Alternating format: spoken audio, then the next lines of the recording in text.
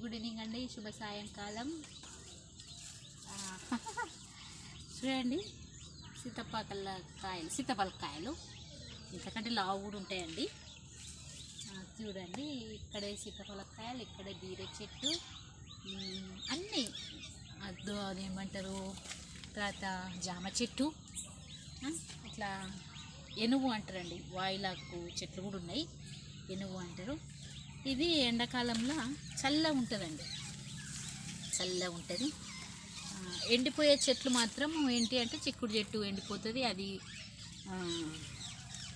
ఉగాది వచ్చే వరకు ఉంటాయి. తర్వాత బీర చెట్లు కూడా వాడిపోతాయి, ఎండిపోతాయి. ఎప్పటికి ఉండేటి ఈ జామ చెట్టు ఉంటుందండి, వాయిల్ చెట్లు కూడా ఉంటాయి. చూడండి ఇవి మనకు నీడనిస్తాయి. ఈ ఆకు ఏం చేస్తారో తెలుసు కదా, వేడి నీళ్ళల్లో ఆకులు పెట్టి కాగబెట్టి స్నానం చేస్తారు. అట్లా అది ఆరోగ్యానికి మంచిది. తర్వాత ఈ బీరకాయలు చూడండి, ఇవి ముదిరిపోయినాయి, విత్తనానికి వచ్చే సంవత్సరంకు అంతే.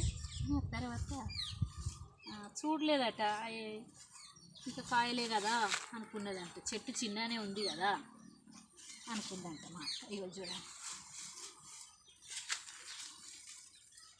ఎంత లా ఉందండి, ముదిరిపోయింది. మంచి విత్తనం వస్తుంది. ఈ విత్తనాలు చాలా నల్లగా పెద్దగా ఉంటాయండి. పెట్టిన తర్వాత పెరగడానికి ఎంత కష్టమవుతుంది అంటే అంత కష్టమవుతుంది. మళ్ళీ పెరుగుతుంటే ఏమన్నా మేస్తూ ఉంటాయి. ఇంకొక కాయ కూడా ఒకటి ఉన్నది, చూపిస్తా. అది కూడా చాలా పెద్దగా ఉన్నది.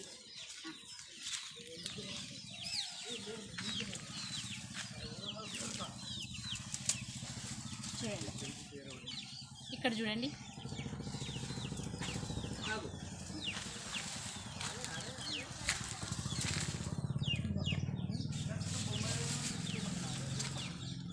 ఇది కూడా ముదిరిపోయింది. ఇదంతా చిక్కుడు చెట్టు, సోర చెట్టు, అంత బాగుంది కదా. పెరుగుతుంటే ఇంకా పొద ఎక్కువ అవుతుంటుంది, నీడ ఎక్కువ కూడా ఉంటుంది, చాలా బాగుంటుంది సాయంత్రం వేళ, ప్రొద్దున. ఓకే అండి, బై బాయ్. చూడండి సీతాఫలకాయలు లావుగా ఉన్నాయి, గుట్టకి ఇంకెక్కువ ఉంటాయండి. ఇక్కడనే మైదాకు చెట్టు కూడా ఉంది. అంటే అన్ని చెట్లు పెట్టుకుంటారు, ఇంటి ముందే ఉంటాయి ఇవన్నీ చెట్లు. చాలా చల్లగా నీడగా ఉంటుంది.